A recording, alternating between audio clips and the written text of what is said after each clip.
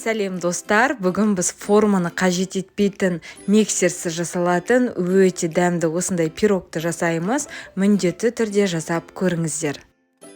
Алдымен жылы сүтке қантымызды, ашытқымызды, тұзымыздың барлығын қосып, жақсылап араластырамыз. Бізде сүтіміз міндетті түрде жылу болу қажет. Одан кейін оған 5-6 қасық ұннан қосып араластырамыз. Ұнның барлығын мен алдын ала ситадан өткізіп алдым. Міндетті түрде ұнды ситадан өткізген жөн, сол кезде біздің тоқаштарымыз үлпілдек болып шығады. Біздің массамыз құймаққа пісірген тәрізді қою болу керек. Енді бұл массамыздың бетін жауып 15 минут қалып қоямыз. 15 минуттан кейін қыздар мінеки біздің ашытқымыз көтерілді. Күшті болып, жақсы болып көтеріліп шықты. Енді оған бөлме температурасындағы тұрған жұмыртқамызды, ерітілген сары майымызды қосып, барлығын жақсылап араластырып аламыз. Одан кейін қалған ұнымызды да қосып, жұмсақ қамыр жаямыз. Қамырды қыздар жасаған кезде бірінші осындай силиконды қасықпен араластырамыз, одан кейін барып қолмен илейміз. Мінеки біздің қамырымыз осындай жұмсақ болып шықты. Енді оның бетін жауып 1 сағат қалып қоямыз. 1 сағатымыз өтті. Енді қамырымызды теңге 3 бөлікке бөліп аламыз. Вареньеміз қыздар сұйық болса, оған онда 1 шай қасық крахмалды қоямыз. Жақсылап вареньеміздің жартысын бірінші осындай жайылған дөңгелек формамызға әдемілетіп, барлығын біркелкі етіп жайып шығамыз.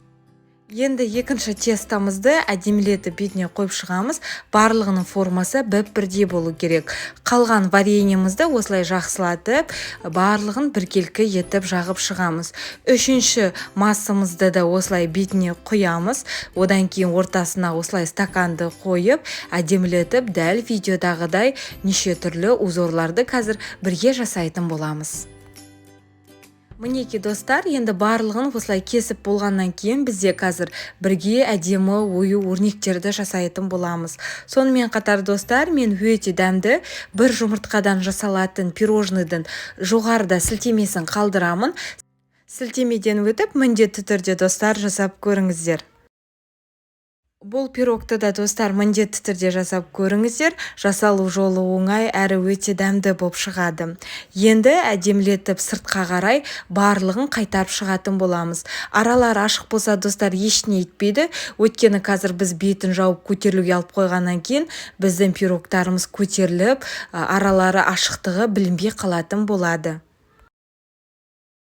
Сонымен қатар достар, сіздерге қандай пирогтар ұнайды осындай, әлде ортасында начинкалары бар пирогтар ұнайды ма, комментарийға жаза кетеміз.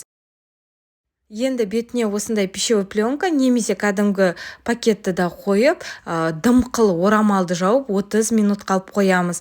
Мінеки біздің пирогымыз көтерілді. Енді бетіне жұмыртқаның сарысын жағып, 180 градуста 25 минутқа салып қоямыз.